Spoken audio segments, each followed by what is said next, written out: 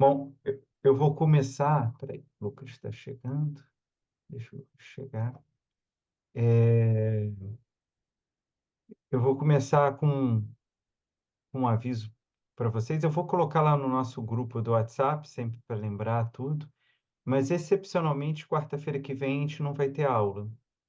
Eu já tinha deixado programado, mas eu não sabia se eu ia precisar faltar quarta-feira que vem ou na outra semana, tá? Mas aí, digamos assim, que o nosso feriado vai começar um pouquinho mais cedo, ao invés de ser na quinta, na quarta. Mas aí na outra semana já volta tudo ao normal e vamos até o final do semestre, tá? Mas eu vou colocar lá no WhatsApp só para lembrar as pessoas também que assistirem depois. Então temos aula hoje e daqui a 15 dias, né? Revigorados depois dos ovos de Páscoa, né? Então retornamos.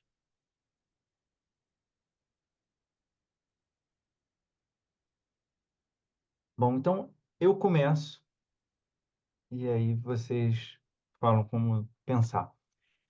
Como eu já tinha dito na aula passada, eu quero começar diretamente pelo primeiro Alcebiades, né? Vamos chegar nele. É verdade que de vez em quando ainda vamos dar pequenos retornos ao banquete, né? É realmente muito. Acho que é o diálogo platônico é, mais sedutor que tem, né? Não à toa que está falando do amor, né? Da onde tiramos a ideia do amor platônico, e etc. e tal, mas vamos entrar no primeiro Alcebiades, que é a questão central para a gente, né? O que eu acho que o que torna esse conflito intrigante, né? Esse conflito que a gente percebeu no banquete entre Alcebiades e Sócrates, um, um, um conflito que se aproxima, principalmente no olhar de hoje, a uma relação abusiva, né? De alguma forma, é isso que Alcebiades está querendo dizer, né? De uma opressão, beira até uma subjugação, né? Tem hora que Alcebiades, no banquete, vai dizer, é uma passagem muito impressionante que ele diz: desejei profundamente que ele não existisse, Sócrates não existisse. Mas se não existisse, seria insuportável para mim, né? Então parece que você está falando de uma relação realmente abusiva, né? Onde você identifica no outro o seu sofrimento, mas você não consegue sequer compreender uma vida sem a presença daquela pessoa, né? O que é mais intrigante disso tudo é a origem auspiciosa desse encontro. Quer dizer, como que Alcebiades e Sócrates passaram a se relacionar, né? E esse começo parece de forma alguma se adequar à lógica da violência. Há uma história pregressa de amizade entre Alcebiades e Sócrates que, de algum modo, vai iluminar e dar sentido a essa denúncia, né? De alguma forma, o que eu estou querendo dizer é que o primeiro Alcebiades, o diálogo, o primeiro Alcebiades, ele não vai desqualificar o banquete.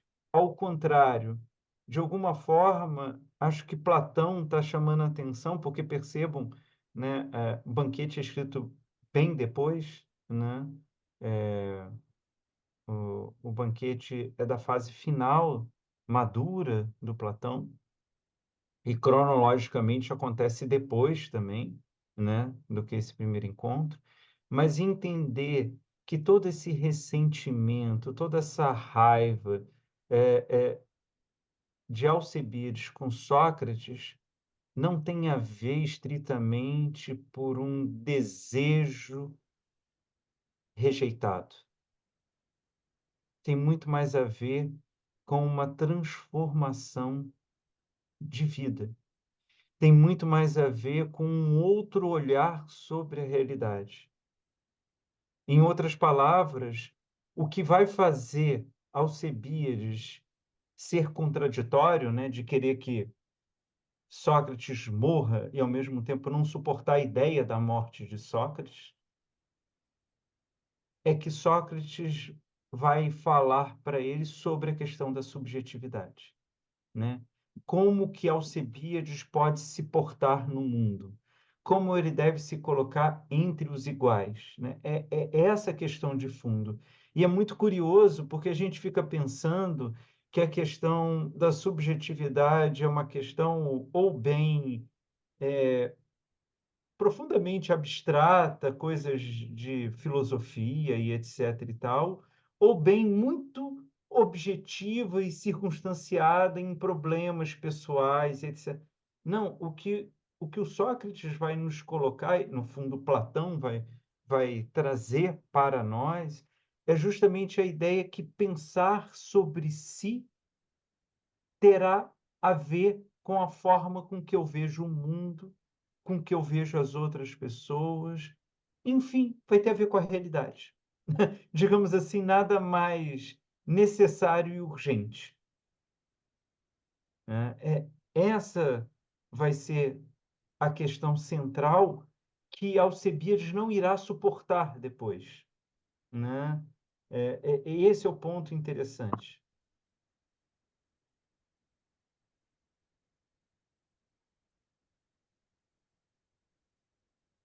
Parece quase como se fosse ele ter que crescer, mas ele não quer amadurecer, mas ele não quer. Ele quer ficar num estado. O Sócrates abre uma porta, mas ele luta contra, né? É muito interessante, Patrícia, assim, de você trazer essa questão, porque eu acho que é uma belíssima percepção do acontecido, né? Alcebiades, ele parece ele estar numa posição um tanto quanto infantilizada, né? No sentido, lembrem, é, é, e eu irei lembrar vocês, porque Sócrates vai chamar a atenção disso no primeiro Alcebiades, que no período onde todos desejavam Alcebiades, Alcebiades recusava a todos. E ele recusava a todos não porque ele não quisesse ter contato com ninguém. Sócrates diz: me corrija se eu estiver errado, você recusava a todos porque você tinha certeza que não precisava de nada e de ninguém, como se ele fosse completo, pleno, perfeito. A única pessoa que ele tolera a aproximação é de Sócrates, e por isso que ele reclama, por que que você só veio falar comigo agora? Né? E não é pouca coisa, não é porque ele escolheu uma pessoa, é Sócrates, né? Digamos assim, é preciso muita arrogância para você achar que não precisa trocar meia dúzia de palavras com Sócrates, né? Sócrates gozava em vida da fama que ele tem hoje, né? Tanto que ele foi executado, né? Executado no sentido de condenado, né? Ele mesmo se executa, né? Digamos assim, mas de alguma forma é isso. E, e, e, e essa atitude infantil, ela é uma atitude muito impressionante, porque ela tem a ver. é, é, é, eu esqueci o nome disso, mas existe um paradoxo em lógica para isso, é, que é o seguinte: quem muito sabe de alguma coisa, quase sempre tem noção da sua ignorância. O risco é de quem conhece pouco alguma coisa. Porque ao conhecer pouco, claro, você pode conhecer pouco, sei lá, você escuta, começa a aprender italiano. Mas você sabe que você não consegue conversar com alguém, você não consegue compreender plenamente. Então, aquele pouco que você conhece dá a noção da sua ignorância. Mas há um risco do pouco conhecimento de você achar que sabe tudo, né? Porque às vezes o pouco que você sabe, você tem a ilusão de que é tudo que se precisa, né? Então esse é o paradoxo da ignorância, né? Você sabe pouco, mas isso é o risco de você achar que sabe muito. E de alguma forma Alcebiades se enquadra nessa questão, né? Alcebiades está ali nessa posição. E é muito interessante, Patrícia, o que você trouxe, porque isso remete realmente a uma atitude infantil, onde você considera que tudo que está em torno de você é a totalidade das coisas, né? Você não consegue avançar para além de você, né? Se você está infeliz, o mundo está infeliz. Se você está feliz, o mundo está feliz. Se você é amado pela pessoa próxima de você, o amor é pleno. E, de alguma forma, é muito interessante que o, o Sócrates ele vai criar esse incômodo no Alcebiades. O que ele vai fazer é desiludi-lo da ilusão que ele tem, né? Isso é que ele não perdoa, mas ao mesmo tempo ele não consegue condenar Sócrates, né? É curioso isso, porque de alguma forma ele não consegue dizer que Sócrates fez o errado. Ele não gosta do resultado do encontro com Sócrates, mas ele não consegue desqualificar a postura do Sócrates, né? Acho que é em outro diálogo, em Apologia de Sócrates, quando Platão escreve sobre o julgamento de Sócrates, que o Sócrates se define como um agulhão. Ele diz: a minha função é espetar as pessoas, né? Ele diz: eu funciono como aquele agulhão que penetra na carne do cavalo e faz ele correr, né? Então eu sou aquele que tiro a estagnação, né? E de alguma forma é o que ele vai fazer detidamente com Alcebiades, né? E se a gente for olhar por que ele faz detidamente com Alcebiades, porque ele tem o Alcebiades em alta conta como promessa, né? É como se na cabeça de Sócrates, talvez eu esteja avançando um pouco disso, ou é a minha forma de ver isso, né? Mas é como se Sócrates pensasse: se uma pessoa como Alcebiades fizesse o que ele, Sócrates, fez com ele mesmo, seria uma coisa grandiosa, porque Alcebiades, aos olhos do Sócrates, é mais belo, é mais bem-nascido, é mais inteligente, tem uma inserção social muito mais profunda. Então, é mais ou menos Alexandre o Grande receber a educação de Aristóteles, né? É a possibilidade de amplificação é, sem precedência, né? Mas o que ele oferece a Alcebiades é um despertar. E que o Alcebiades queria era uma adulação, né? E aí a gente também poderia pensar terapeuticamente como sentimentos tão antagônicos podem se costurar juntos, né? Porque eles têm uma aparência complementar, mas eles vão gerar uma frustração mútua, e nesse caso geram mesmo, né? Quer dizer, é, Sócrates fica decepcionado com Alcebiades e Alcebiades fica decepcionado com Sócrates.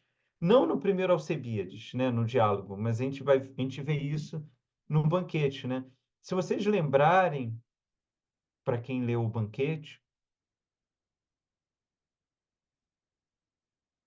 no final tem uma passagem que o Alcebiades diz: eu me deitei com Sócrates, eu o cobri, eu o tentei e ele nada fez comigo a não ser dormir. E aí tem uma passagem linda, mais tarde eu posso achar aqui e ler para a gente, que o,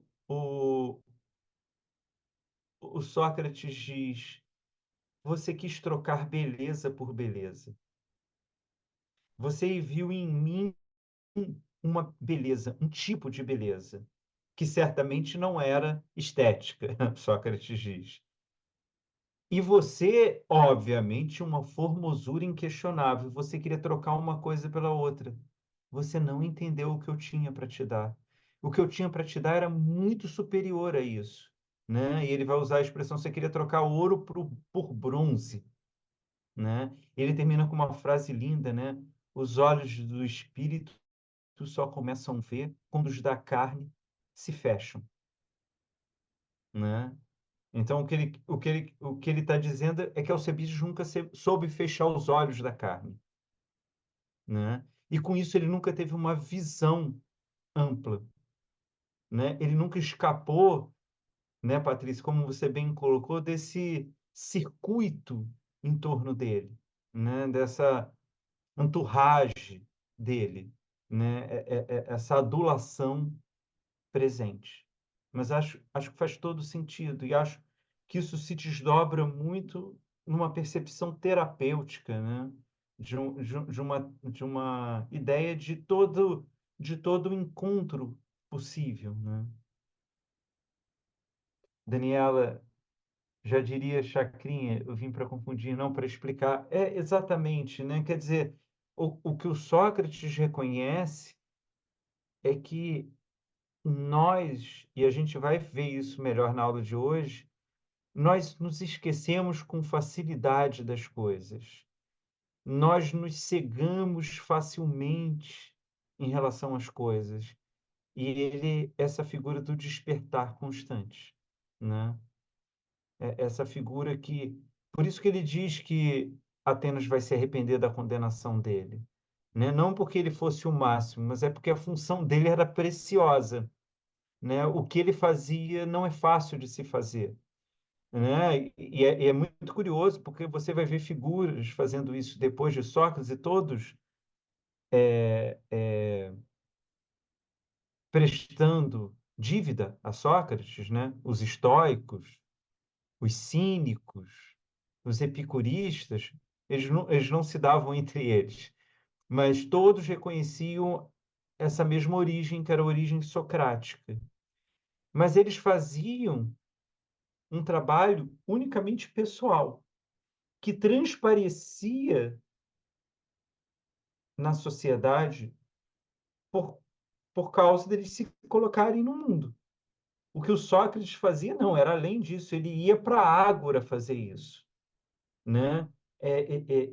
O trabalho dele era essa transformação no coletivo, né? Então, isso tem uma diferença muito grande desse papel e verdadeiramente são figuras muito raras de aparecerem, né? Eu não estou querendo julgá-los, mas pessoas que têm essa devoção ao outro inquestionável, né? Você tem figuras tipo, né, sei lá, Buda, Sócrates, Cristo, é, é, são figuras que você realmente, em 3.000 anos, você destaca com muita facilidade do geral, né? Porque a gente encontra pessoas extremamente especiais e excepcionais, dignas de elogio e de admiração, mas que fazem o trabalho pessoal, né? E que é muita coisa. Mas esse trabalho devotado ao próximo, né? É um trabalho muito difícil de ser feito. E, de alguma forma, é isso que o Sócrates está se colocando, né?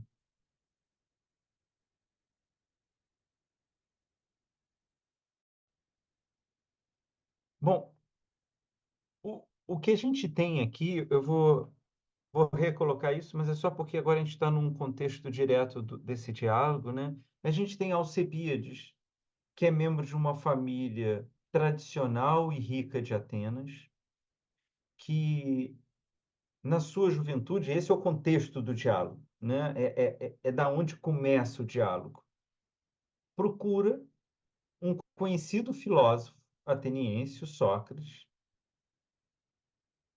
para que ele o ajude a se tornar um grande homem público, capaz de governar a cidade.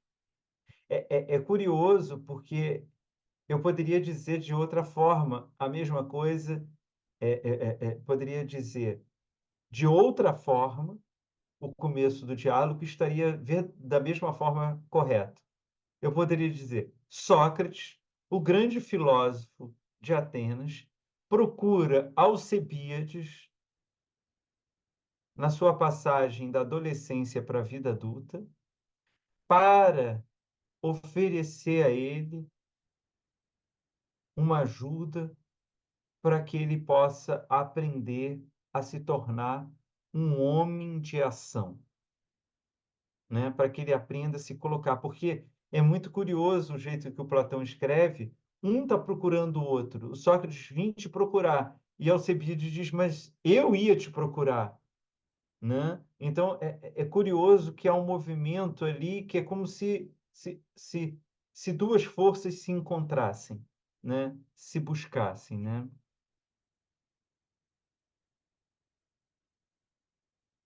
E de cara, Platão já coloca a questão, né?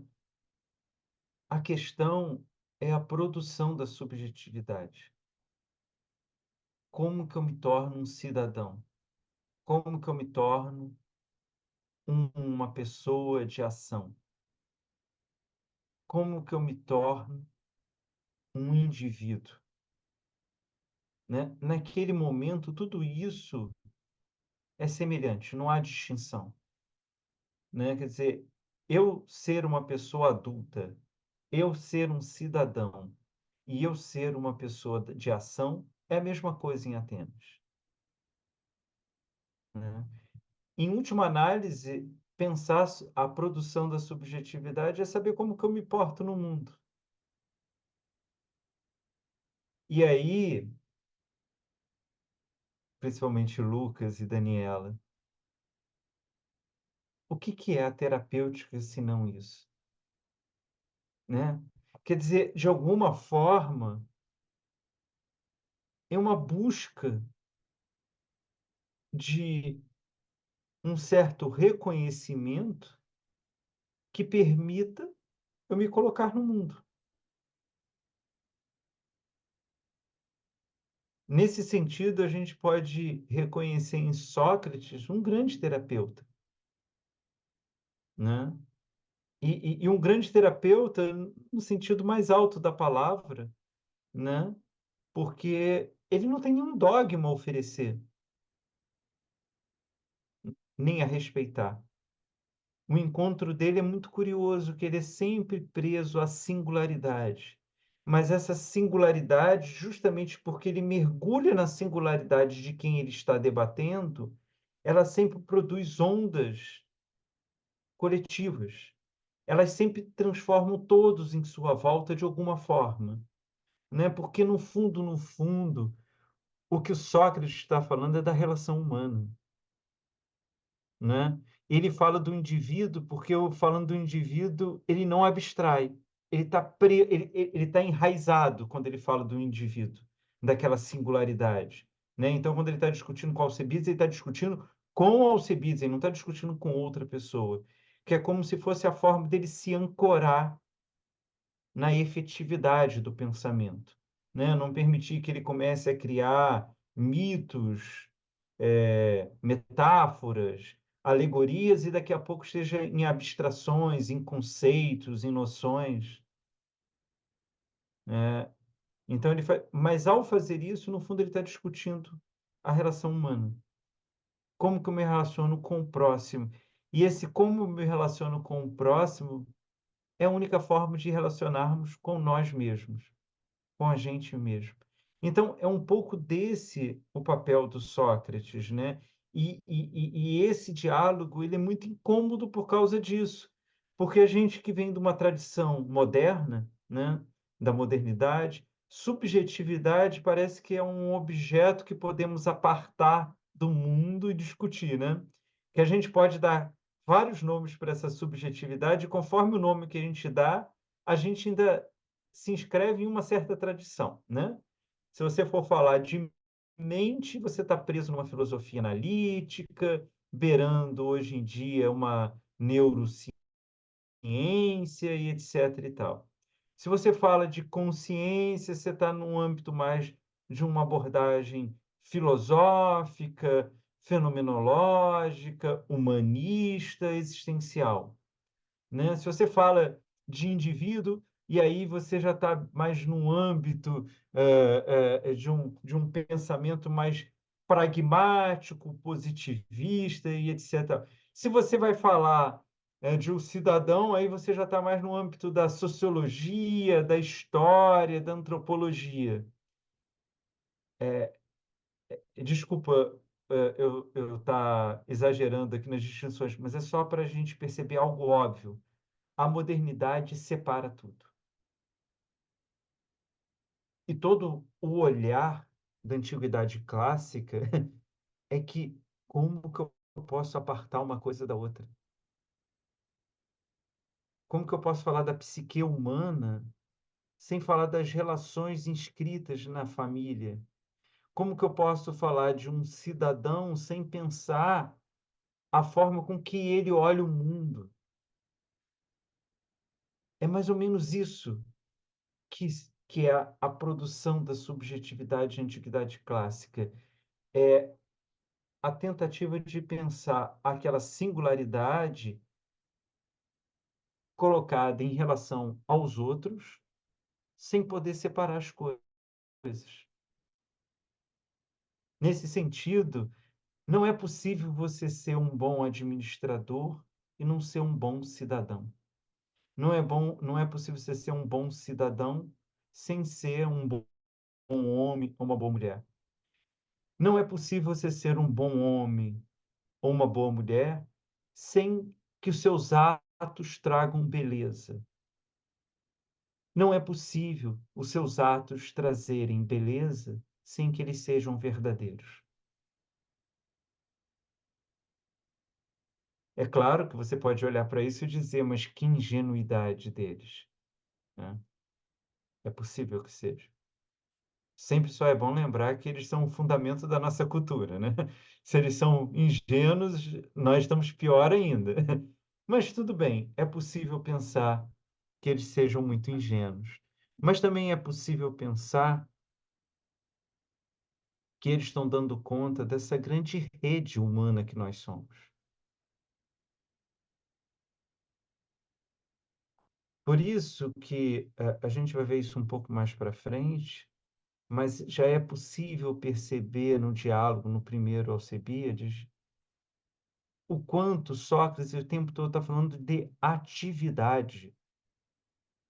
Ele nunca fala de reflexões internas, né, de buscas pessoais.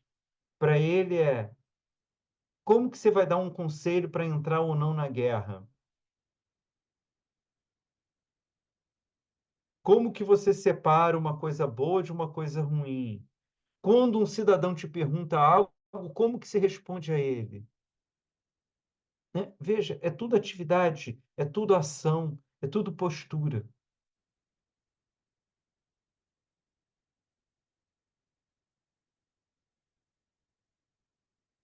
E é interessante como que essa aproximação tentou essa questão de fundo, a subjetividade, a formação de um indivíduo, pode resultar, anos mais tarde, em um ressentimento tão profundo e em um sentimento de empobrecimento tão radical, né?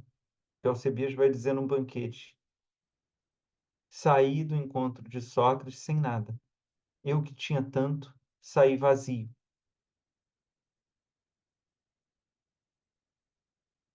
Nesse sentido, o que eu proponho para vocês, eu acho que isso é fundamental para a gente compreender o diálogo, é em vez de fazer um julgamento, né, apontando equívocos, destacando acertos, como se tivéssemos um grande tribunal da razão, ao invés de fazer isso, da gente entender como que ocorre essa relação entre Alcebiades e Sócrates, entender a dinâmica que é construída ali, muito mais do que julgar se está certo ou errado, se é adequado ou não, né? Porque só assim a gente vai entender como que Sócrates, através de Platão, ou a cultura grega, entendia essa preparação do jovem para essa vida comunitária na polis, né? Então, é um pouco nos permitir entender esse confronto, essa constituição, tentando, dentro do possível, não julgá-la se ela está certa ou errada. É como se a gente tivesse, através do diálogo, a possibilidade de ver um quadro sendo pintado, né? Não nos cabe, pelo menos nesse momento, futuramente, ok? Mas nesse momento, a gente fala, aquela pincelada podia ser em outro. Não, é entender como cada pincelada produz uma nova combinação de cor, como ela vai resultar num efeito final, né? Porque é isso que o Sócrates está fazendo, ou sejamos mais diretos, é isso que o Platão está fazendo com a gente, né? Ele tá pintando um quadro, né? Vocês devem saber disso. Na República, Platão diz que para uma boa república funcionar, você deveria expulsar os poetas, né? É um ponto que é muito discutido no Platão, porque poeta ele fala de algo que não existe, né? Ele não é um comunicador, ele não é um retórico, ele usa a palavra para produzir outros efeitos. É quase como se fosse um mágico. E para o Platão isso pode iludir as pessoas, né? E é muito engraçado porque Montaigne, já na Idade Moderna, na França, ele tem uma passagem linda que ele diz que é quase um aforismo no ensaio dele, que diz como o maior dos poetas pode condenar a poesia, né? Porque é claramente o que o Platão está fazendo, ele está construindo toda uma dramaturgia para a apresentação de uma ideia. É isso que ele está fazendo. É como nós não temos a condição de dizer o que é fato e o que é ficção. Quer dizer, a gente sabe que existiu Alcebiades, a gente sabe que existiu Sócrates, a gente sabe que eles se encontraram, a gente sabe o que aconteceu com a vida deles, mas o que está no diálogo, a gente não sabe como foi a conversa. Então, assim, a gente não sabe o quanto isso é um relato do Platão, do que ele ouviu de Sócrates. A gente não sabe o que é um relato do Platão, do que as pessoas falaram desse encontro, e o quanto é do Platão alguém que está usando Sócrates para dizer o que ele acha sobre aquilo, né? Porque é curioso, né? Isso tem uma discussão muito grande dentro dos estudiosos, o quanto Platão se afasta de Sócrates em determinado momento ou não. Mas a minha forma de ver é que Platão nunca se entendeu separado de Sócrates. A gente pode até discutir a interpretação do Platão de Sócrates. Existem outros Sócrates, né? Outras pessoas que escrevem coisas diferentes sobre Sócrates. Mas, de alguma forma, Platão sempre se considerou um discípulo de Sócrates. Tudo que ele fez foi continuar o caminho de Sócrates. Então, ali também pode ser uma tentativa dele de, ao construir toda essa dramaturgia, mostrar o que para Sócrates era o fundamental, né? Então, é um pouco disso que a gente está entrando, né? Nesse processo dramatúrgico do Platão.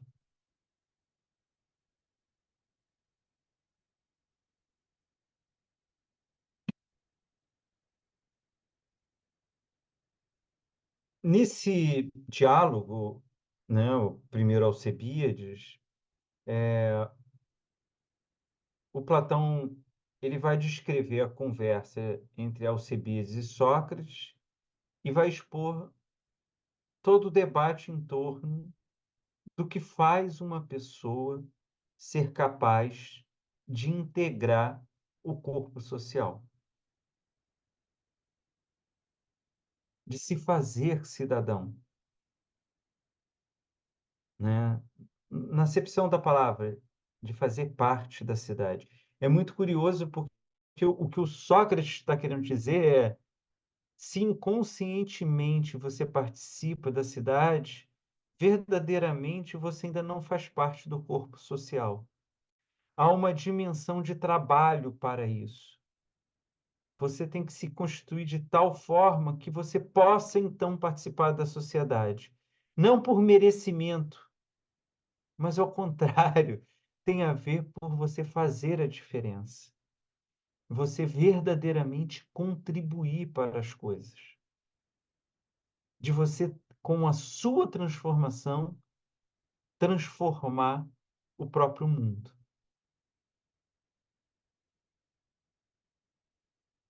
É você ter consciência que isso ocorre o tempo todo. E se isso ocorre o tempo todo, cada ato seu, cada postura sua, cada escolha sua, deve ser da melhor forma ponderada, deve ser da melhor forma trabalhada. Em última análise, essa pessoa que toma postura, que exercita uma prática, que escolhe algo, é que deve ser trabalhada. Porque se ela for trabalhada, o seu resultado vai ser resultado de um trabalho.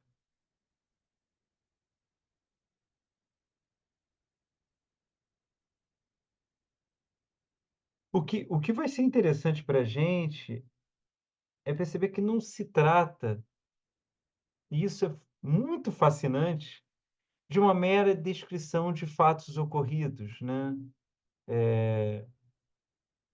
O que menos interessa para a gente, apesar de ser uma curiosidade válida, é o que que tem de real, de ficcional nesse projeto.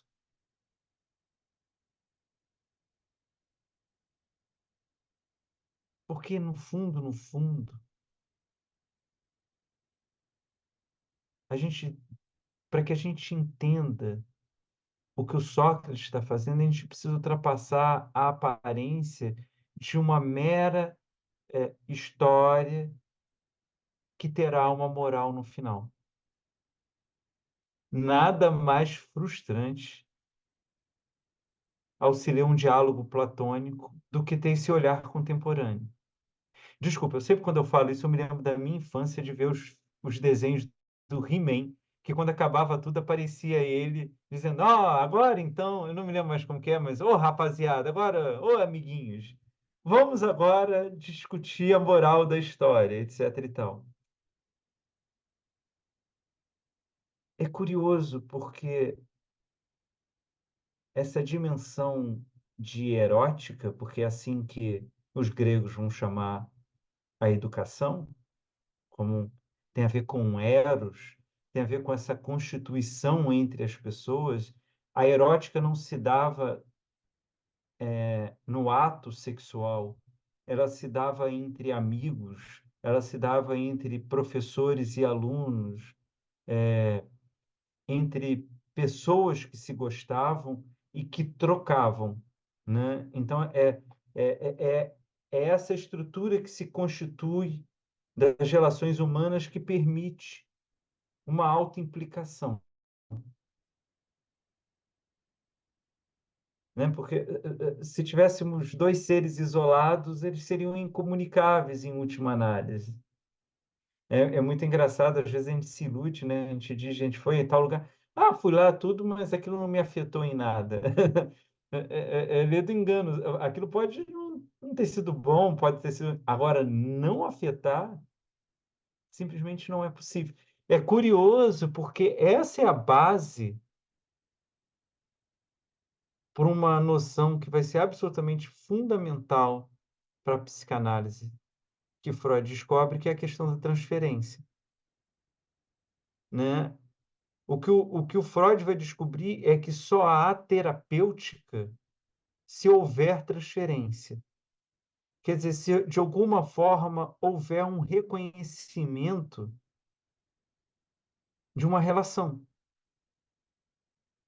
né? E tanto é mais relevante, né? E aí acho que Ferenczi chama isso mais atenção do que Freud, que o movimento é de mão dupla, né? Que a, a, a, a ilusão de que o trabalho está sendo feito só do paciente, ela é bastante frágil, né? É, não existe nenhuma relação humana que não seja de mão dupla. Digamos assim, muito mais, se formos definir o que é ser humano, mais do que seres racionais, seres sociais, seres políticos, nós somos seres relacionais. Tudo com que relacionamos, nós construímos uma simbologia. A, a simbologia, o simbólico, nada mais é do que a prova da relação, né? E isso com as coisas inanimadas, né? A gente dá nome para carro, dá nome, sei lá para quê, para, né? Para alguma coisa querida que é inanimada, não importa. E mesmo que a gente não dê nome, né? Aquela sensação assim, sei lá, depois de você ficar muito tempo longe de casa, ou quando você fica fora de casa, não tão muito tempo, mas que é muito cansativo, a ideia de você chegar em casa e se jogar no sofá, naquele sofá, naquela poltrona, olhar para aquele quadro, ver aquela decoração, que não tem a ver se ela é bonita ou não, se ela é a que você está querendo deixar ou que você ainda acha ruim, mas esse sentimento de, de intimidade, né? Tem um trecho que o Sartre vai fazer uma descrição. Ele começa o texto fazendo uma belíssima descrição de um quarto vazio.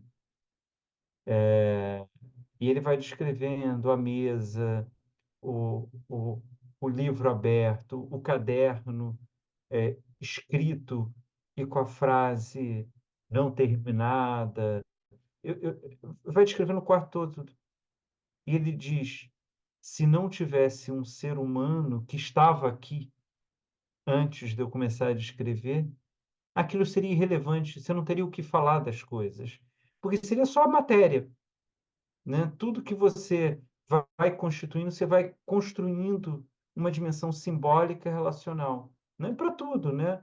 A paisagem só é paisagem, só tem beleza, ou é assustadora, ou é terrível, por causa da relação que a gente constitui com a natureza, e isso construindo uma simbologia, né? Então, é um pouco disso. Os diálogos platônicos, eles nunca oferecem uma resposta final. Ele tem muito mais a ver com essa distensão do humano, para que então percebamos o que ele quer falar, né? Que pode ser o amor, que pode ser a beleza, que pode ser a justiça, que pode ser a subjetividade, do que um resultado final, né? Os diálogos platônicos realmente são muito ruins para você colocar em provas, assim, para seleção, tudo, as pessoas colocam do mesmo jeito, mas são muito ruins, porque do que ele quer falar? Bom, a princípio, você pode falar que ele está querendo falar sobre qualquer coisa, ou você pode responder para todos os diálogos que ele está falando sobre as relações humanas, sobre a condição humana, né? Porque os diálogos não são tratados no sentido estrito da forma do pensamento, né? Quando você escreve um tratado, você quer de alguma forma exaurir algum tema, né? Você quer dar conta de todas as possibilidades. O diálogo não. Eu acho sempre curioso porque é tão evidente, mas a gente tem dificuldade de perceber. Se chama diálogo, não é uma tese, né? Não é um comunicado, né? Não é uma carta, é um diálogo. E tudo que a gente costuma fazer, inclusive a gente mesmo, a gente só está discutindo isso já na terceira aula, né?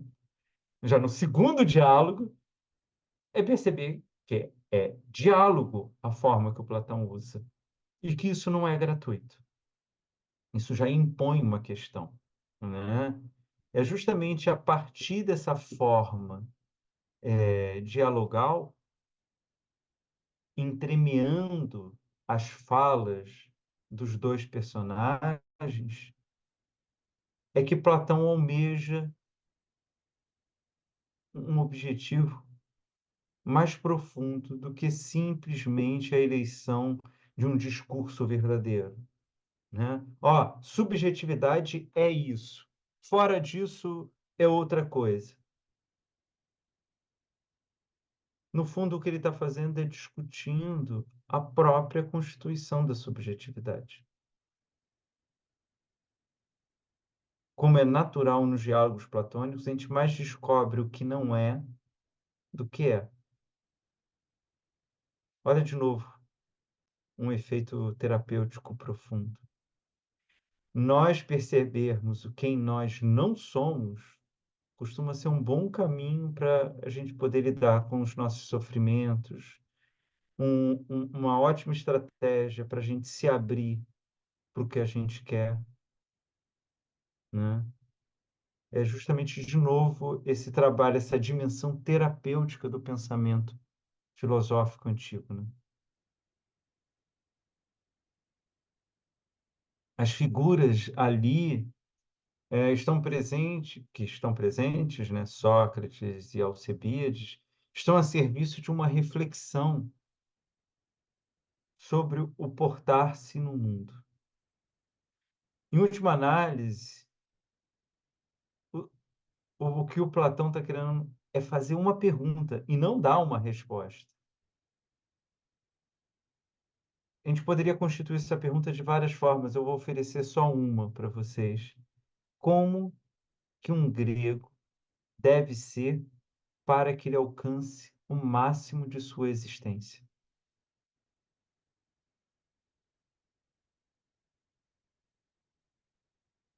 Isso, eu não consigo evitar. Hoje eu estava lendo o jornal Globo, ele uma reportagem que eu fiquei abismado. Eu falei, chegamos a um ponto realmente incrível. É, era uma reportagem, eu não me lembro agora se era um médico pediatra americano ou inglês, que ele escreveu um livro onde ele defende a tese que devemos nos mirar no exemplo das crianças entre 2 e 5 anos, que esse é um modelo feliz para a vida. Aí eu virei e falei assim, não falta mais nada para os coaches nesse sentido, né? Porque, assim, com todo respeito, vai viver como nós vivemos com 2 anos para ver o que vai acontecer com a gente. E as coisas são absurdas, que é tipo, aprenda como uma criança de 2 anos que a cada momento usa um jeito de se exercitar. Aí eu fiquei pensando assim, nenhuma criança de 2 anos se exercita. Ela não para, mas para ela aquilo não tem nada a ver com exercício. É uma outra forma de manifestação. Ou uma criança de 2 anos ri o tempo todo.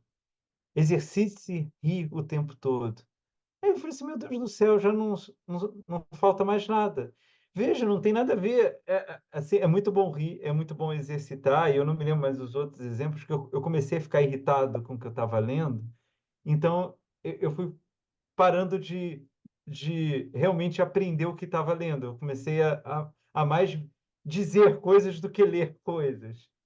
Mas você vê o ponto que nós chegamos, onde sempre tem que ter um aprendizado objetivo das coisas. Quando as coisas mais importantes da vida, elas não nos ensinam nada, elas simplesmente nos afetam. Elas nos tiram da estagnação.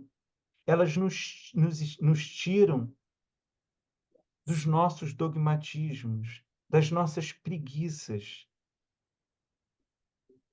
Mas efetivamente ela não está ensinando nada a nós. Mas ela, de alguma forma, ela permite que a gente restaure o movimento que nós somos. De alguma forma, restaure a abertura que nós somos.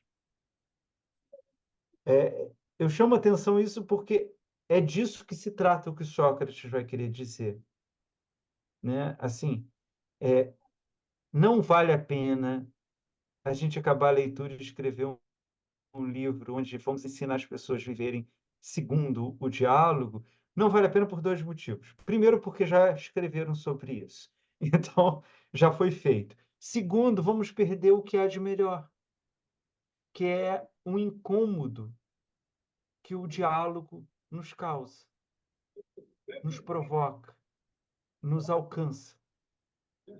É um pouco nesse sentido.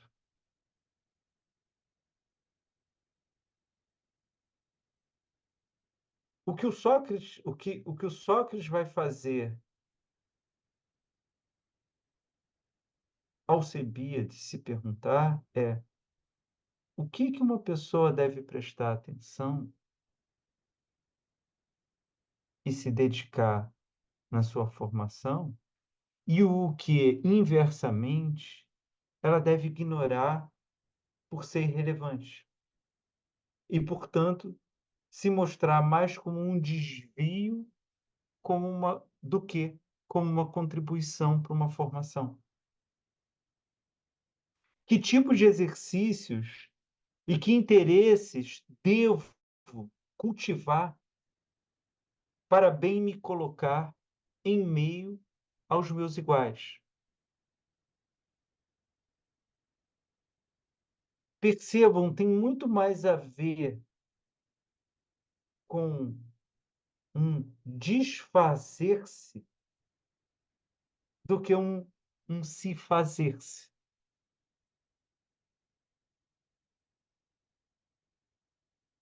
Tem muito mais a ver em você desaprender do que você aprender. Tem muito mais a ver de você se questionar do que você responder. Tem muito mais a ver com se transformar do que você ser alguma coisa. Uma pergunta que é muito comum hoje em dia, né, está muito presente em nossa vida, é fazer isso num curso, ler um livro, uma viagem, uma especialização, o que que vai me acrescentar? Enquanto Sócrates está se perguntando o que que isso vai te transformar, não acrescentar. Parece pequena essa diferença, mas uma está te colocando numa dimensão de acúmulo, enquanto a outra está te colocando numa dimensão de rejuvenescimento, né? De uma restauração. De novo, porque é curioso isso, né? De alguma forma, né? A Patrícia trouxe muito bem aqui a ideia de um estado infantil de forma negativa, mas tem um estado infantil que tem um lado positivo, que é de a criança está muito aberta para tudo, tudo é novidade, tudo ela está olhando aquilo pela primeira vez. Então, talvez o maior desafio nosso seja de desfazermos de coisas que já tiveram efeito, que já foram importantes, que já contribuíram mais, mas que nesse momento são obsoletas para a nossa vida. E nos colocarmos novamente nesse lugar profundamente humano, que é a da abertura. É algo que em algum momento se tornou insuportável para Alcebiades. Né? Assim, o custo era alto demais para ele. Ele tinha muito em alta conta as suas posses e suas propriedades. Ele era muito apegado à sua imagem e à imagem que os outros tinham de si mesmo.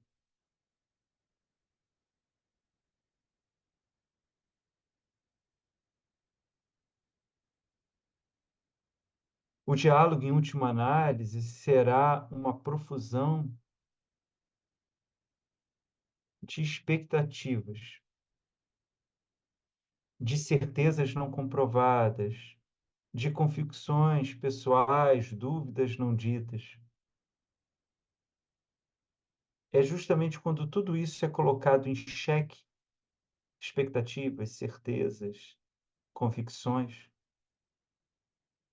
que a noção de ignorância surgirá e mostrará a sua pertinência humana. Vocês são muito pacientes. O primeiro item do curso é pela primeira vez, eu acho que eu estou falando agora na terceira aula, que é a ignorância, que era o assunto. Acho que eu só anunciei no começo da primeira aula, mas de alguma forma é isso que a gente vai trabalhar hoje, e certamente na aula que vem, pelo menos.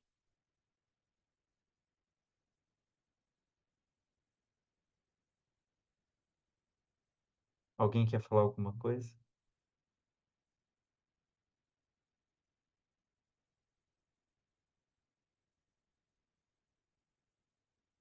Sócrates começa o diálogo assim. Vou ler. Ó filho de Clínias, deves estar admirado de que, tendo sido eu o primeiro a te amar, seja o único que não te abandonaste. Quando todos se afastaram, apesar de não te haver dirigido a palavra durante tantos anos em que a turba te incomodava com suas atenções.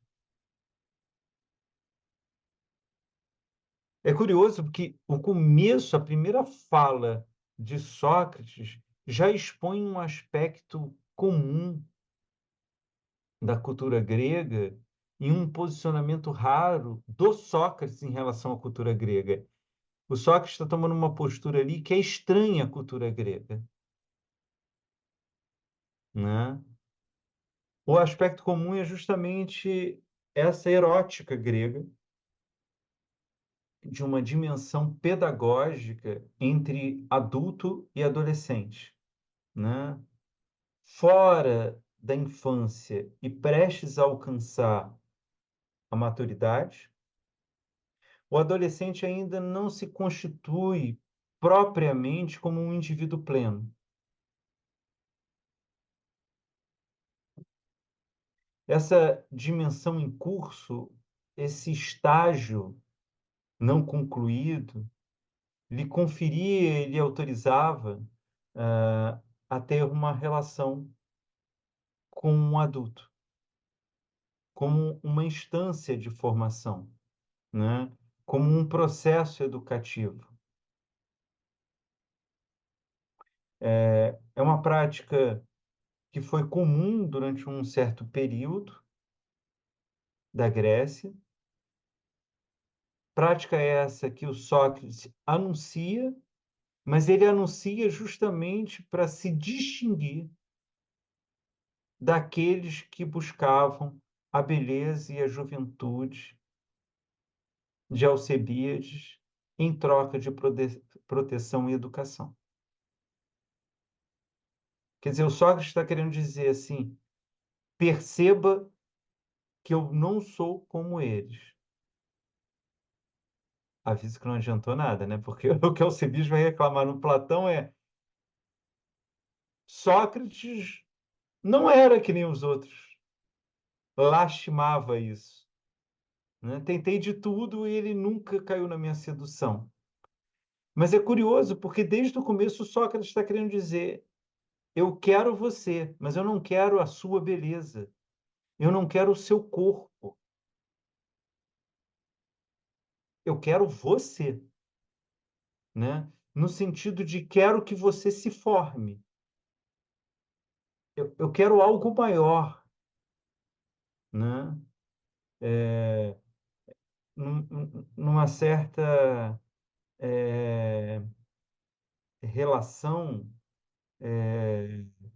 em que há uma necessidade de uma ruptura com a instrumentalidade, com a utilidade das coisas, né?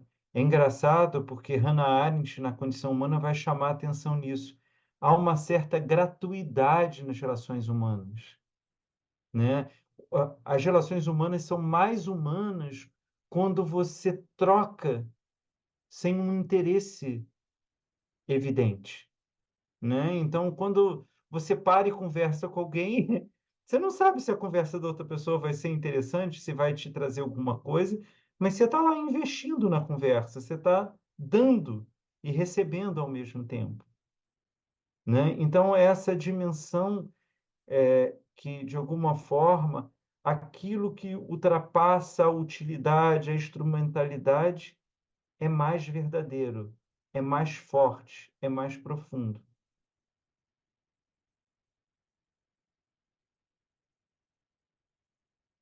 É curioso porque já no banquete, né, o Alcebiades já tinha chamado a atenção que Sócrates era muito diferente de todos, né? Ele vai dizer que Sócrates é diferente de todos os atenienses e de todos os outros seres humanos, né? Ele vai contar aquilo que a gente já falou hoje, que ele tentou de tudo seduzir ele e ele nunca caiu na sedução. Ele diz: Sócrates é capaz de beber mais que todo mundo e nunca está com aspecto de embriagado. Sócrates pode passar horas em silêncio, sem que nada o perturbe.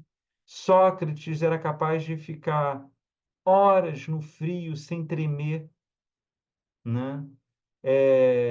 Era rapidamente notado pela sua postura no campo de batalha, né? Pela sua firmeza e dignidade. Então, é justamente esse processo de que Sócrates já se coloca sempre como um elemento disruptivo. Sócrates, ele contribui produzindo um estranhamento.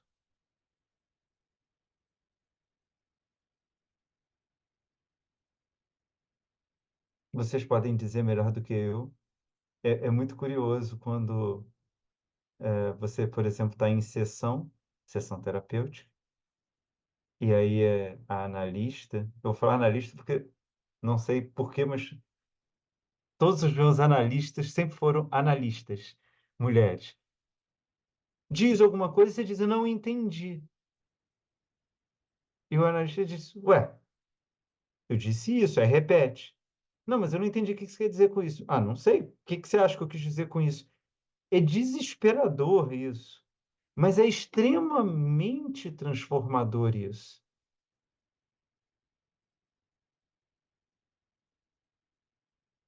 Essa é uma experiência a que Sócrates provocava. E todo o processo pedagógico, educacional, terapêutico, intelectual tem a ver com essas rupturas. Assim, uma pessoa só escreve um livro se alguma coisa que ela não entende, né? A gente tem uma ideia equivocada que a gente escreve livro porque a gente sabe muito sobre o assunto. Não, a gente escreve um livro porque a gente precisa saber muito de um assunto, porque a gente necessita refletir sobre aquilo, né? O Sartre, trazendo Sartre aqui de novo, Sartre tem uma passagem maravilhosa num livro dele chamado Questão de Método, logo no começo, que ele diz: Olha, me convidaram para escrever sobre o existencialismo. Ora, eu não tenho interesse de escrever sobre existencialismo. Eu escrevo sobre o que eu não sei. Eu não vou gastar tempo para escrever sobre o que eu sei. Todo trabalho de escrita é uma tentativa de compreender o que eu não sei. Porque se você escreve sobre o que você sabe, ele fala qual a diferença de sabão em pó. Eu acho engraçado o exemplo que ele dá. Escrever sobre o que se sabe é sabão em pó. É, o que ele está querendo dizer assim, é um produto só, não produz nada, né? Ele é algo ali acabado que está pronto. Agora, você se debruçar sobre algo que você não sabe, isso é transformador. E nada mais é uma sessão terapêutica do que uma possibilidade de transformação, de uma transformação que passa por um reconhecimento, né? Mas essa ideia de você falar e não ser compreendido, né? No diálogo primeiro Alcebiades, vira e mexe, o Alcebiades vai dizer assim, não sei se você diz, e aí o Sócrates diz, não, eu digo não, eu tô dizendo o que você está dizendo, é isso? Aí o Alcebiades, né? Porque assim, o que o Alcebiades está querendo é não assumir a responsabilidade pelo que ele está falando. Conforme ele vai percebendo que ele está entrando num beco sem saída, ele começa a não querer se comprometer pelo que ele está falando. E Sócrates não deixa. O Sócrates diz, não é isso que você disse, então? Então eu entendi errado. Não, não, não, foi isso que eu disse. E o Sócrates é terrível, né? O Sócrates tem uma discussão, assim, só para vocês entenderem a lógica de uma dimensão da história da filosofia. Você tinha figuras intelectuais na Grécia antes dos filósofos chamados sofistas. Eu vou ser bem superficial aqui. Os sofistas eram basicamente especialistas em retórica. Era a ideia de que o que importava é ganhar o argumento, né? E se você ganhasse o argumento, a verdade se fazia, né? Então, se eu discuto com a Daniela uma questão e eu consigo, através de argumento, provar que algo está certo ou provar que algo está errado, a verdade se fez, eu provei. Não importa se depois a gente vai discutir outras coisas e mudar de opinião. Naquele momento, a verdade se fez.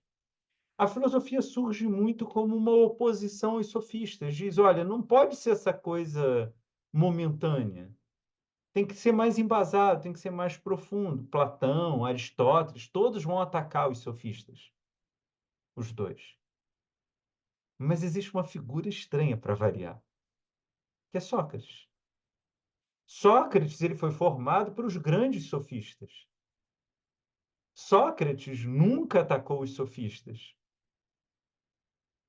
E muitas vezes a técnica do Sócrates se parecia muito com os sofistas, né? Porque vou dar só um exemplo aqui, quando o Alcebiades começa a querer escapar da discussão, ele diz: "Mas não é isso que você disse? Porque eu entendi". Aí ele acrescenta uma coisa do que o Alcebiades diz, mas que é elogiosa. Aí o Alcebiades: "Não, é claro que é isso". Ele retoma o Alcebiades para a discussão. Percebam, é uma malandragem, mas não é uma desonestidade. O que ele está fazendo é impedindo que o Alcebiades pule fora. Né? Tem uma outra passagem maravilhosa, que aí já não é mais com Sócrates, é com Diógenes, o cínico, né? Diógenes, o cínico, que quando ele encontra com o Alexandre o Grande vai procurá-lo e diz: Ah, você é o grande cínico, Diógenes? Lembra que Alexandre o Grande era muito bem formado, né? Ele foi educado por Aristóteles. E eu queria conversar com você. E o Diógenes chega para o Alexandre e fala assim: já eu só quero que você saia da minha frente, você está tampando o meu sol.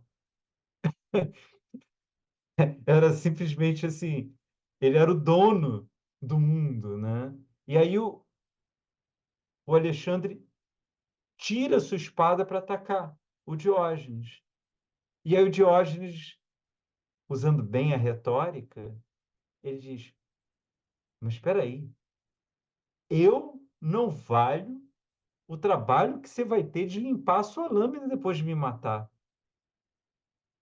Você é muito mais importante do que eu. Eu e nada é a mesma coisa.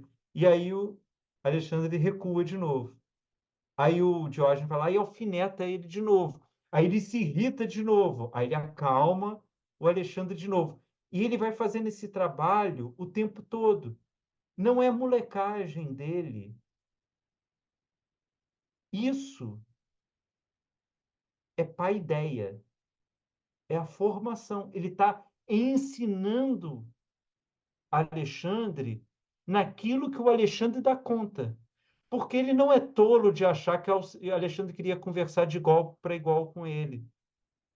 Porque ele é um mendigo que não tem nada e Alexandre é o dono do mundo.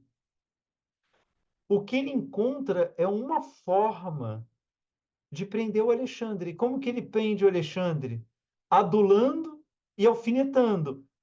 E entre uma coisa ou outra, ele vai ensinando o Alexandre, ele vai dialogando com o Alexandre. E é de alguma forma o que Sócrates faz. O Sócrates ele diz alguma coisa, aí Alcebiades se assusta, Aí ele dá alguma coisa para Alcebiades, ah, não, se é isso que você disse que eu... Isso eu disse. Eu estou exagerando, gente. Mas vocês perceberem, se vocês forem ler pensando nisso que eu estou falando, tem uma hora que o Alcebiades começa, não, não sei te dizer. Né, ele está ali bem como político mineiro, né? Eu me lembro sempre dessa história de um quadro do Jô Soares, anos 80, do Vivo Gordo, que era ele fazendo uma figura de político mineiro que ligava para reservar um hotel em Brasília, um quarto em Brasília, e o atendente do hotel perguntava: e o senhor quer de frente ou de fundos? Aí ele dizia: frente, fundos, nunca preferi nenhum dos dois, respeito igualmente de frente e de fundos. Sim, mas o senhor quer andar alto ou da alto? Se disseram é mentira, eu nunca preferi um do outro. Os dois têm o mesmo valor. Então, de alguma forma, essa ideia que está por trás do político mineiro aqui para o Brasil, para a gente, é de não se comprometer. Né? E Alcebiades, ele tenta não se comprometer a partir de um certo momento. Ele começa a perceber que ele está perdendo o pé da discussão.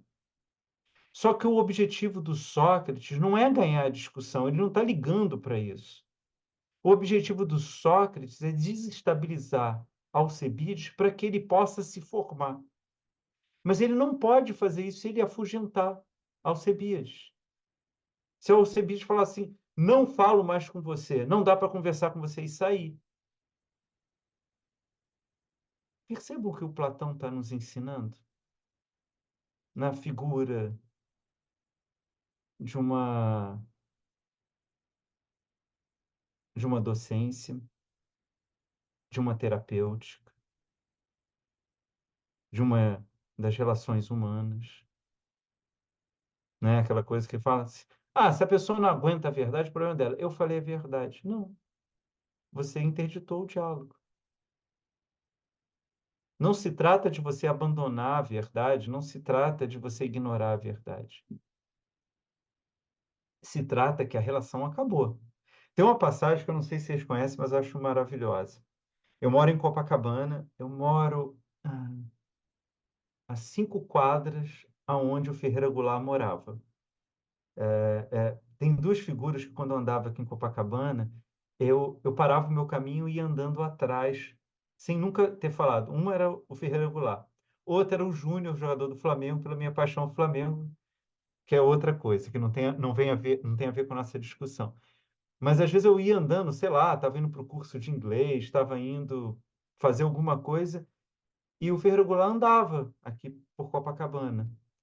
E eu ia mais ou menos uns 10 passos atrás dele só pelo prazer de ficar olhando. Eu ficava olhando assim, falei assim, imagina, eu tenho o mesmo prazer de um parisiense que é conterrâneo, que era contemporâneo de Baudelaire, de poder ver o Baudelaire passando. Então, assim, eu nunca fui falar nada com o Ferreira Goulart porque eu não tinha nada para falar com o Ferreira Goulart, mas eu tinha um prazer de andar. E tem uma história maravilhosa do Ferreira Goulart. Ele estava em casa com a namorada, até onde eu sei, foi a namorada dele nos últimos 15 anos de vida, 20 anos de vida dele. E eles começaram, no meio da conversa, a discordar sobre uma questão. E aí começaram a argumentar cada um a sua posição, e, de repente, o Ferreira Goulart se viu no prazer de derrubar a companheira dele, tipo assim, ela não está percebendo para onde eu estou levando ela. E eles foram discutindo, discutindo. E uma hora ele encurralou ela argumentativamente. E o que que ela fez, como uma pessoa sensata? Disse: para mim, chega. Pegou a bolsa e foi embora. E ele disse que ele ficou numa satisfação. Ele falou assim: não aguentou o tranco. É assim mesmo, quando não tem mais argumento, sai, não sei o que, não sei o que. Ele disse, depois de alguns minutos, ele sentou muito triunfante e ele se tocou que ele, em pleno final de semana, estava sozinho. E aí ele cunhou uma frase que é maravilhosa. Ele diz: eu não quero ter razão, eu quero ser feliz. E ele disse que a partir de então ele percebeu que muitas vezes ter a razão é a pior coisa que você pode ter. Veja, isso não tem nada a ver com fingimento, isso não tem nada a ver com desconsideração nem manipulação. Isso tem a ver com o que realmente interessa, são as relações, né? Então, o que eu estou querendo dizer é que o Sócrates ou Platão, jamais saberemos, está o tempo todo construindo estratégias para não perder Alcebiades, sem que com isso comprometa o que ele vai fazer. Ou seja, ele não pode adular Alcebiades, porque senão ele não acorda Alcebiades. Porque é isso, ele quer acordar Alcebiades.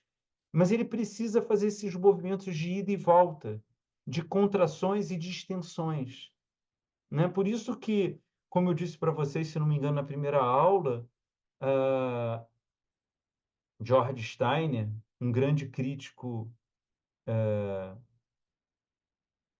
inglês, francês, alemão, e a família dele era toda misturada,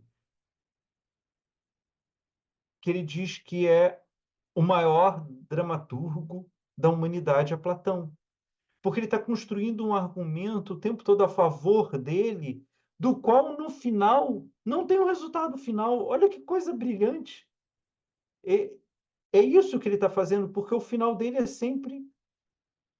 O desejo dele é no final te desestabilizar para que você cresça. Não para que você fique mal, não para que você se afunde, não para que você fique perdido. A despeito que, para que isso aconteça, você vai ter momentos de sofrimento, momentos de perdição, momentos de irritação, mas são momentos, né? É esse caminho que ele está construindo.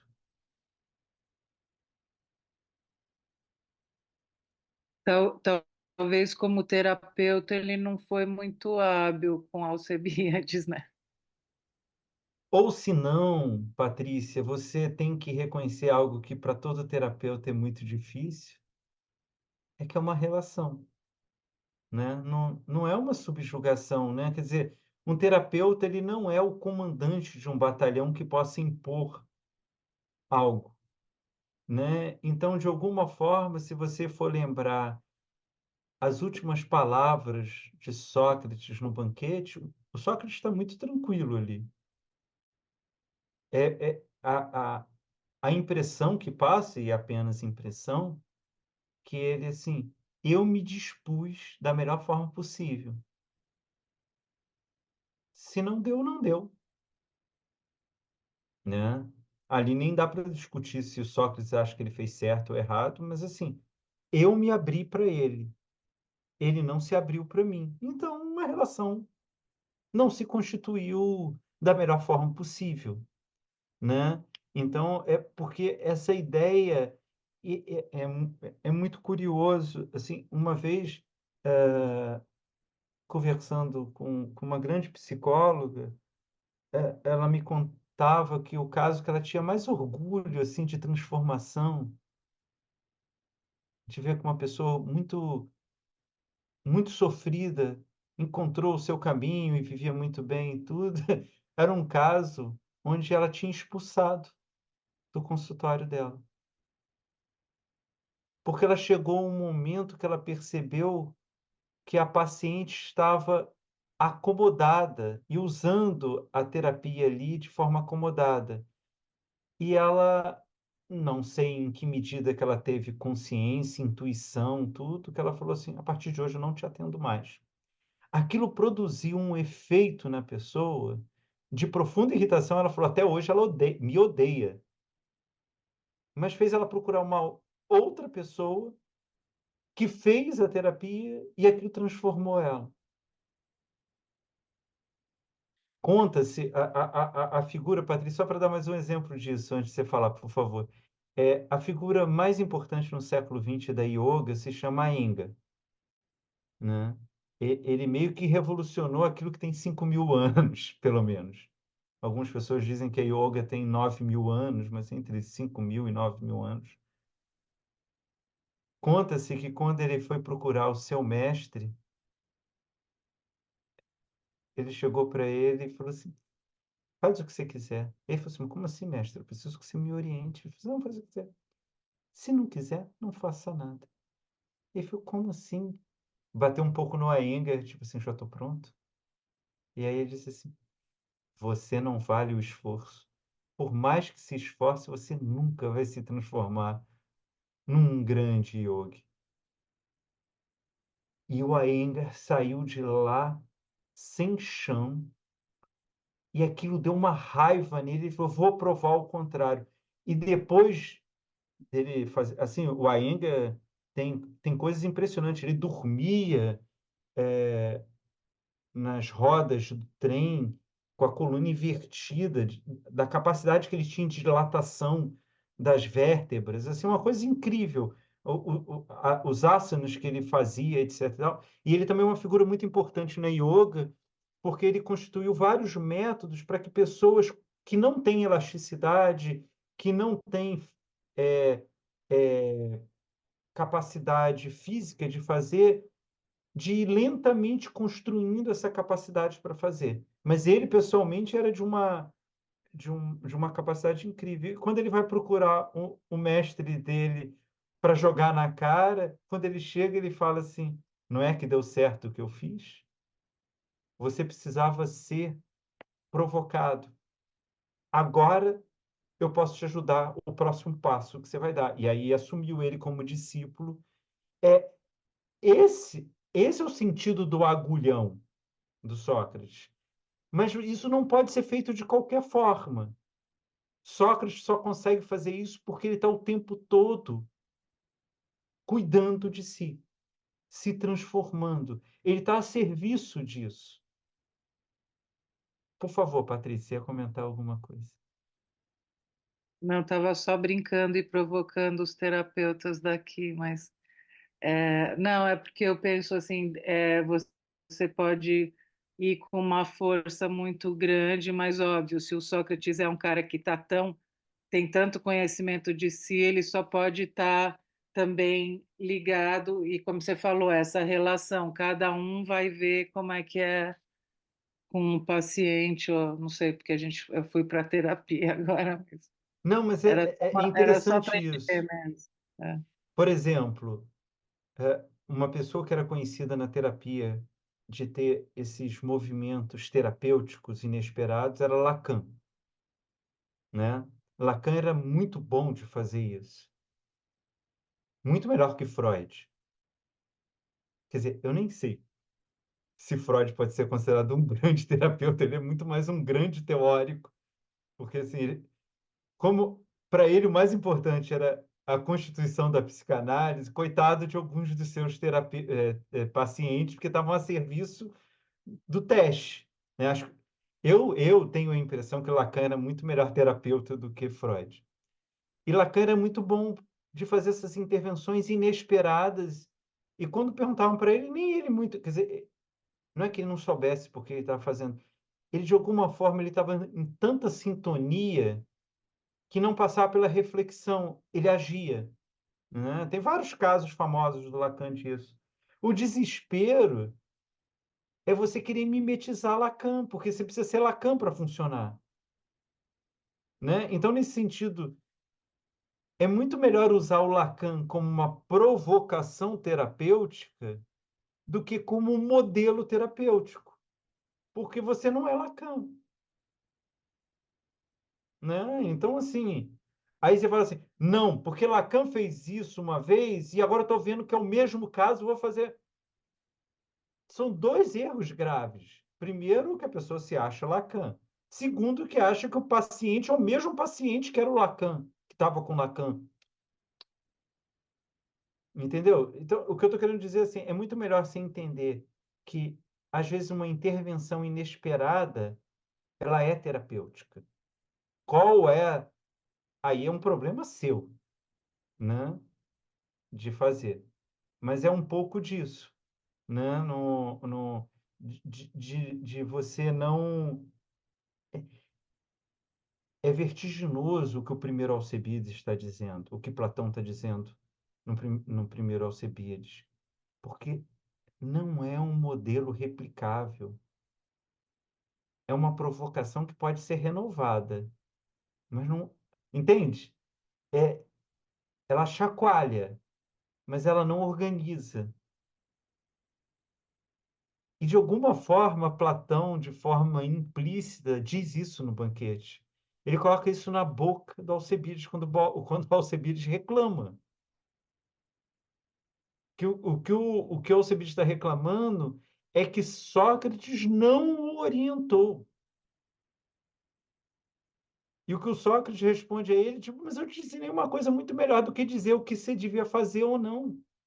Eu te chamei a atenção para viver.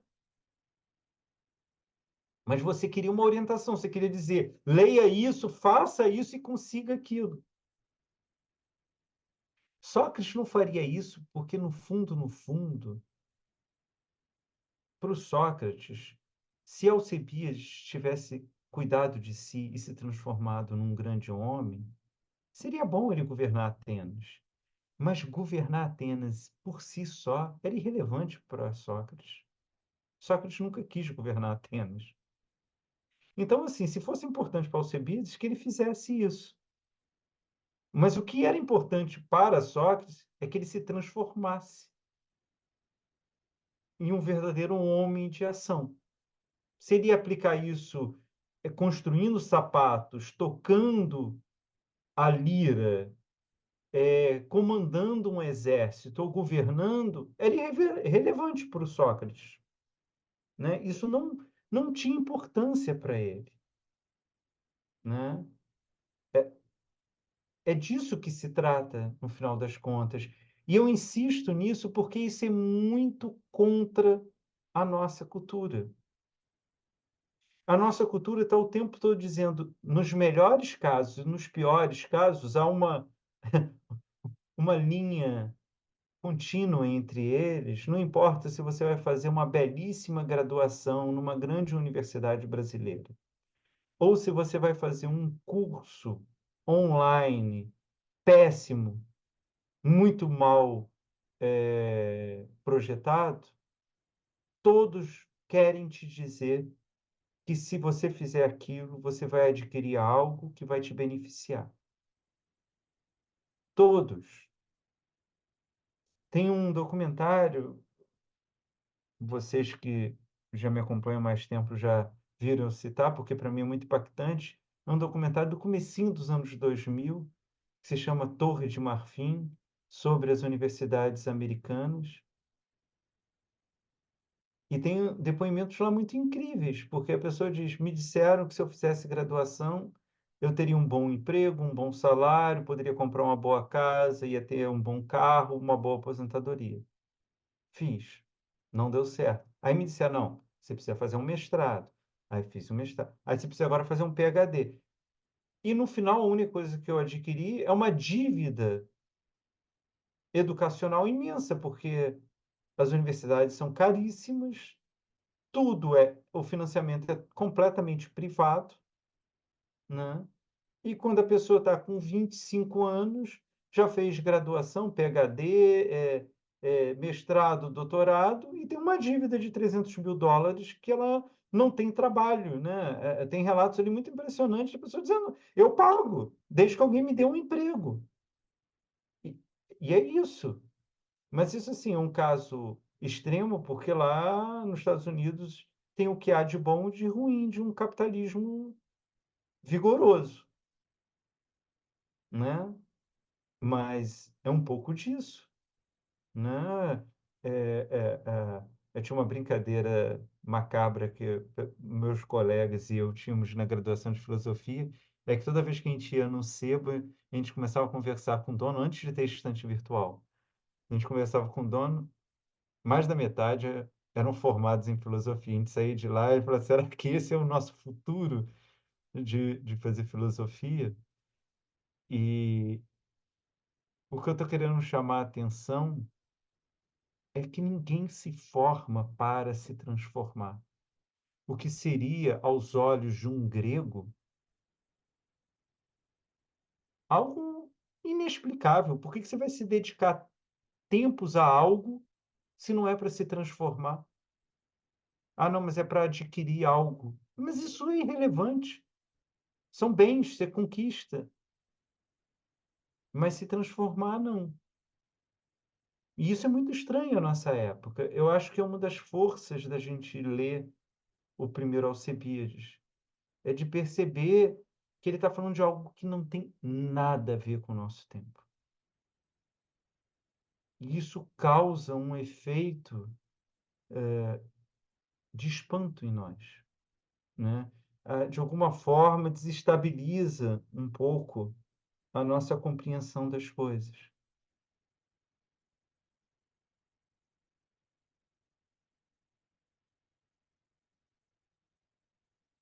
É que no nosso tempo parece que tudo é dinheiro, né? Tudo é. Você vai ter um conhecimento para aplicar para ter dinheiro. Você vai fazer não sei o que para ter dinheiro. Não, você não sai desse ciclo assim. Não sei. É, e eu acho que você tem razão, Patrícia, mas eu venho pensando numa outra coisa que talvez não seja nem só o dinheiro, seja muito a ideia do, como que eu vou dizer?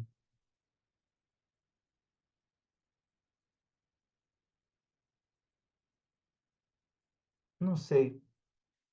Eu acho que a gente tem uma ideia de consumo muito forte, porque, assim, já houve épocas em que uma pessoa, por exemplo, ganhava muito dinheiro e falava: ok, ganhei o que eu tinha que ganhar, eu não preciso mais disso.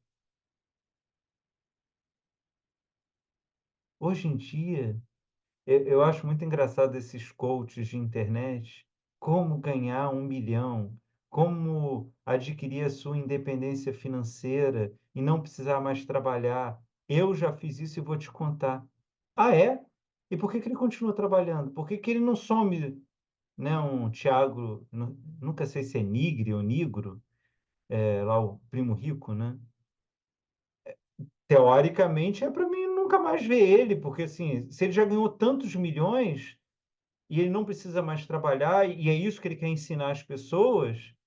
Ele já escreveu um livro, está aí o livro, tem vídeos até não poder mais dele.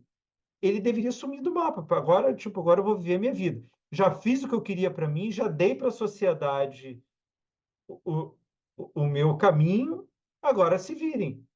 Não foi de alguma forma o que Raduan Nassar fez, né, com a literatura? Né? Em algum momento ele escreveu as suas obras-primas, né? É um escritor que até hoje eu não entendo, porque eu acho que ele é muito mal admirado, porque ele é de uma grandiosidade incrível. Se ele fosse francês, a gente estaria babando e lendo as traduções dos livros dele. E uma hora ele virou e falou assim: literatura virou isso?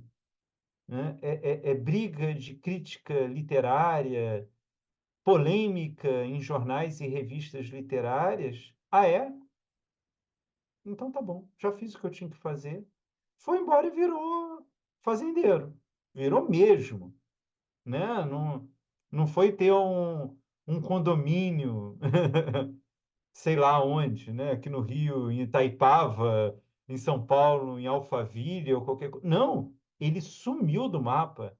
Me lembro que ele voltou na época do golpe da Dilma, que ele voltou para dizer, ó, se eu ainda tenho algum prestígio, eu estou do lado dela. Né? Não sei se eu tenho, dizem que eu tenho, então. Mas Ele fez essa fazenda e depois ainda doou, porque ele viu que também não tinha a ver e doou para é uma pra tipo, não preciso universidade. mais disso, né? No, para os funcionários da Fazenda, se não me engano, não foi isso, Patrícia? Eu acho que foi para uma universidade, eu não tenho certeza, É. mas eu também achei isso incrível, esse faz, mas daí vê que não é isso, sabe? Isso é se transformar, né? Você tentar ver a coisa por outro ângulo, né? Por isso que eu estou chamando a atenção que talvez não seja exatamente o dinheiro, porque assim, Sêneca, que é um estoico romano, né? Ele tinha uma habilidade incrível de comércio. Ele se transformou numa pessoa muito rica.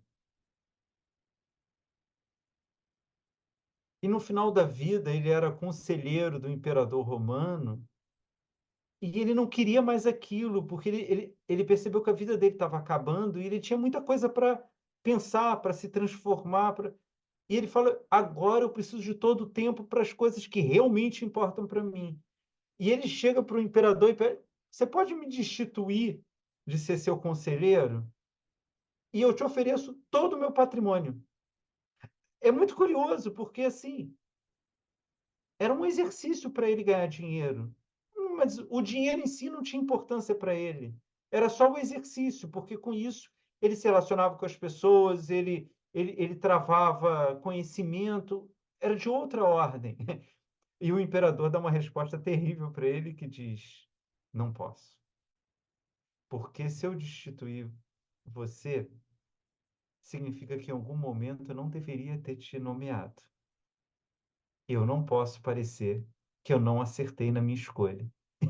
E ele, até o final da vida dele, continuou conselheiro. Ele se suicida, mas suicida com 86 anos e para ele tinha uma regra, assim, suicídio para ele não tinha nada de errado, mas você nunca poderia se suicidar, primeiro, desesperado, segundo, você tinha que estar feliz com a sua vida.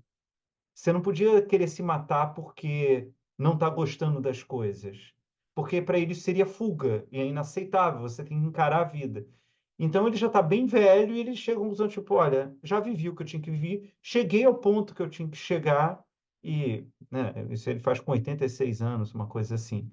Mas o que eu estou querendo chamar a atenção, Patrícia, é que alguém, eh, que o dinheiro não é um problema, né, e a gente tem vários exemplos disso, né, tem o outro caso que é muito conhecido também do Tales, né, filósofo, que ele está andando, olhando para o céu e anotando lá as coisas da astronomia, da astrologia, etc e tal, e ele está olhando tanto para o céu que ele não vê um poço, e ele tropeça e cai dentro do poço, e uma escrava que estava do lado de fora cai na gargalhada e diz: "Ah, esse é o grande filósofo, não consegue olhar um palmo na frente dele e ele é o filósofo?".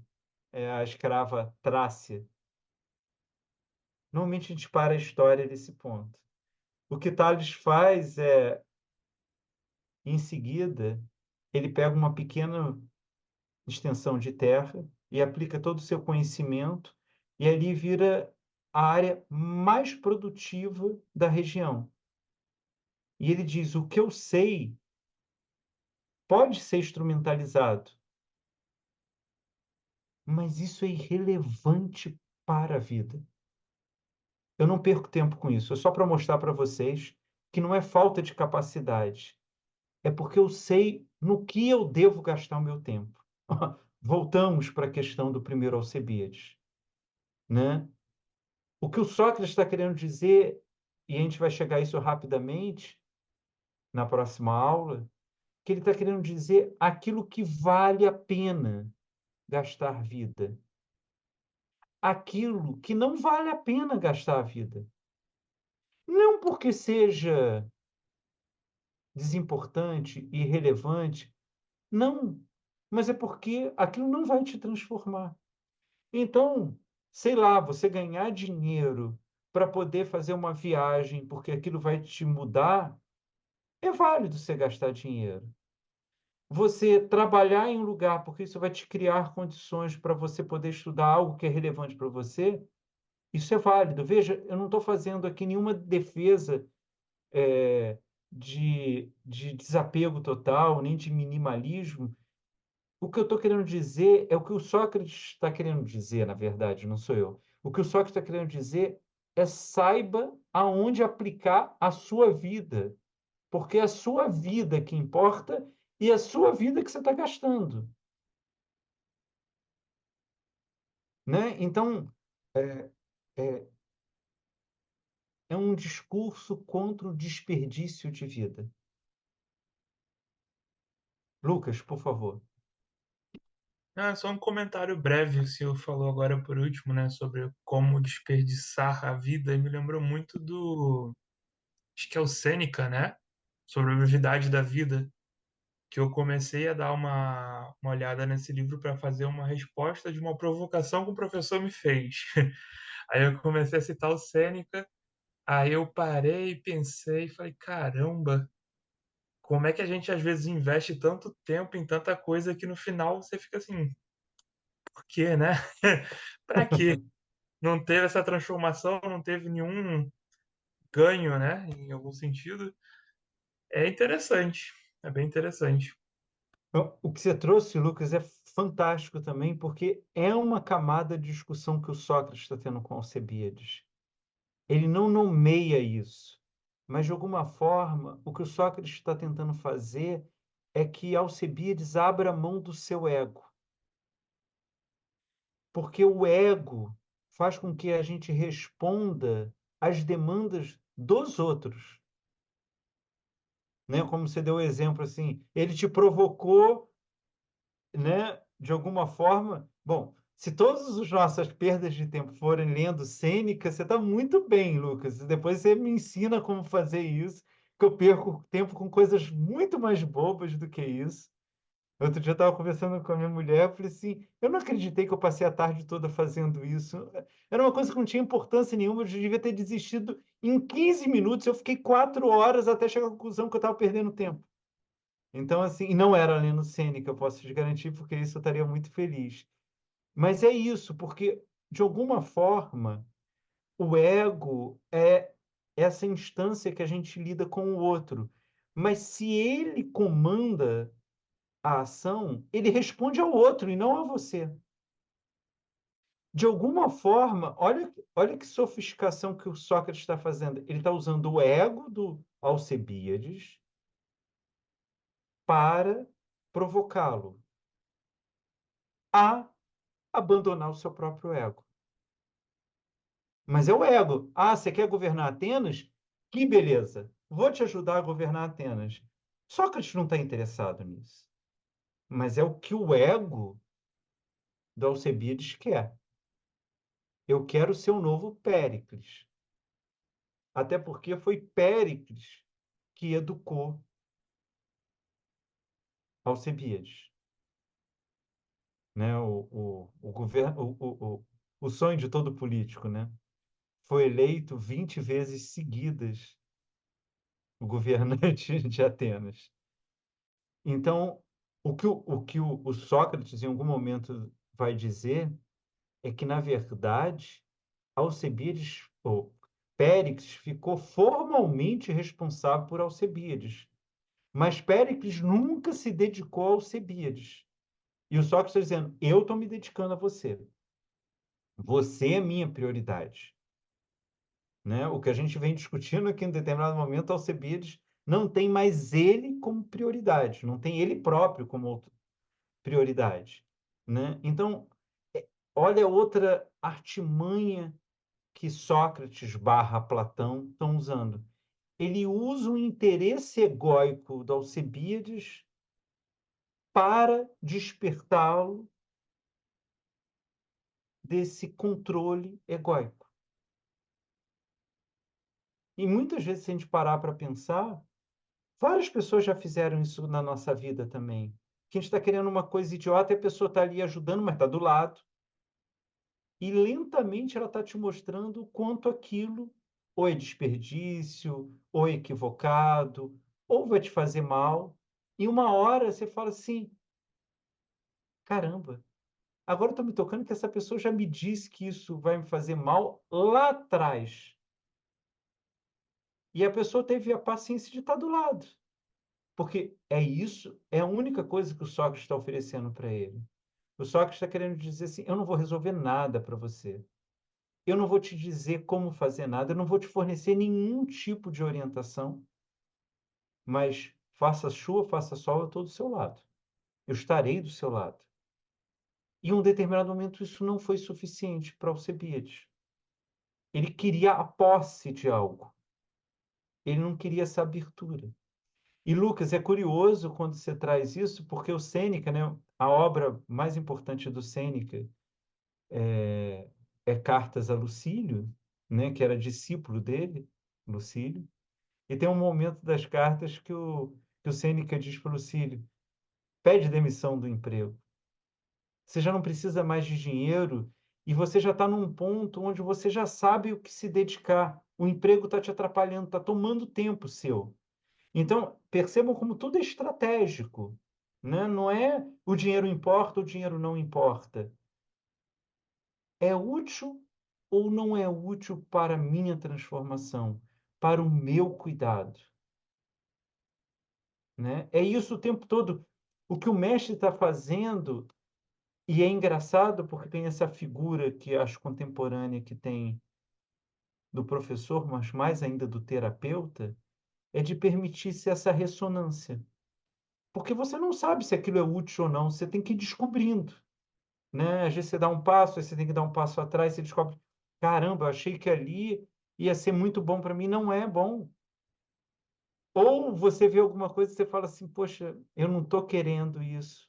Mas no fundo você está pensando assim, eu vou aprender tanto se eu suportar isso um pouco, né? Sei lá, porque você precisa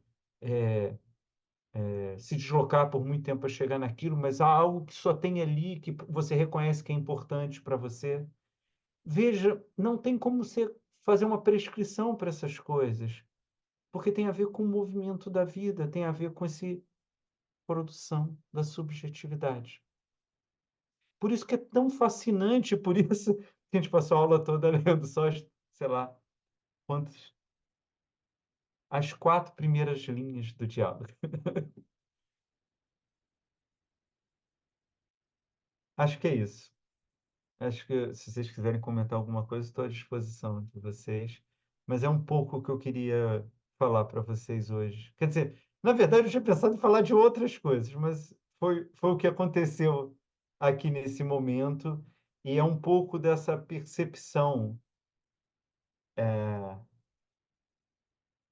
de muito mais de uma desconstrução